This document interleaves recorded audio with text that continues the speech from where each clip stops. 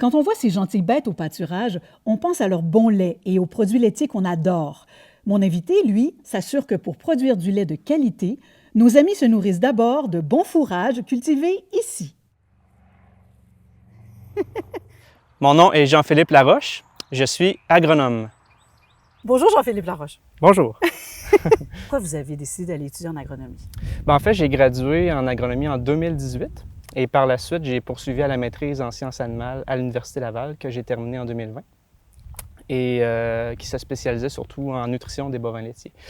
Et pourquoi j'ai choisi l'agronomie? Quand j'étais plus jeune, j'aimais beaucoup les sciences du vivant, donc la biologie, la nutrition, l'écologie et tout ça. Et évidemment, j'aimais aussi beaucoup l'agriculture parce que je suis né sur une ferme laitière. Est-ce que c'est celle qu'on voit derrière nous? Effectivement, oui. Donc, c'est la ferme laitière familiale ici. C'est ce qui m'a poussé à aller étudier dans un domaine qui était en agriculture, mais aussi en sciences biologiques. Et l'agronomie représente parfaitement ça. Quand j'étais jeune aussi, j'avais comme ambition de pouvoir aider les agriculteurs à atteindre leurs objectifs, que ce soit au niveau de l'efficacité du travail, que ce soit au niveau de la rentabilité, etc. Donc, je pense que c'est un métier qui cadre parfaitement dans cet objectif-là. Donc, le travail d'un conseiller en alimentation, c'est vraiment de s'assurer que les besoins de l'animal sont comblés pour maximiser sa productivité en ayant le moins d'impact possible sur l'environnement. Pour moi, la citadine, ça, c'est un champ. Oui, c'est ça. C'est vert, avec des fleurs sauvages. Pour un agronome, qu'est-ce que vous voyez quand vous regardez ce champ-là? En fait, un champ, c'est un terme général parce qu'on peut y cultiver plusieurs choses. Ici, c'est une culture de plantes fourragères pérennes. Donc, c'est des plantes fourragères qu'on va implanter pour plusieurs années. Donc, on fait un semis, puis ça va durer en général 4-5 ans. Ah. Et puis, on va récolter à chaque année la partie aérienne de la plante pour la servir, dans ce cas-ci, au bovin laitier. Fait qu'une plante fourragère, ce serait comme quoi?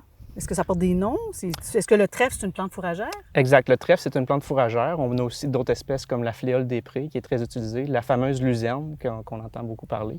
Il y a du brome, il y a toutes sortes d'espèces qu'on peut utiliser au niveau des fourrages. Donc, il y a déjà une richesse ici, une richesse dans la diversité des plantes. Exactement. Est-ce qu'il y a un outil ou un objet qui est très important dans la pratique de votre travail? Donc, mon objet le plus utile, c'est cliché, mais c'est mon ordinateur. Mais plus précisément que ça, c'est les données qu'il y a à l'intérieur. Puis avec les données, on peut voir l'évolution dans le temps du fruit de nos recommandations. Et comme on dit, tout ce qui se mesure s'améliore. Donc, je pense que c'est quelque chose de bien important. Jean-Philippe, en fonction de ce qu'une vache va manger, est-ce que quand on boit du lait bio, la vache a donc forcément été nourrie de façon biologique aussi, avec le fourrage bio? Oui, c'est ça. Donc, une vache biologique va consommer un fourrage biologique. Mais toutes les vaches, qu'elles soient biologiques ou pas, vont consommer une grande part de fourrage dans leur alimentation. Généralement, c'est l'aliment principal d'un programme alimentaire. Dans leur menu.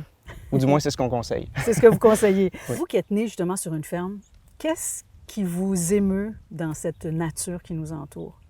La nature, je pense que c'est quelque chose de très beau.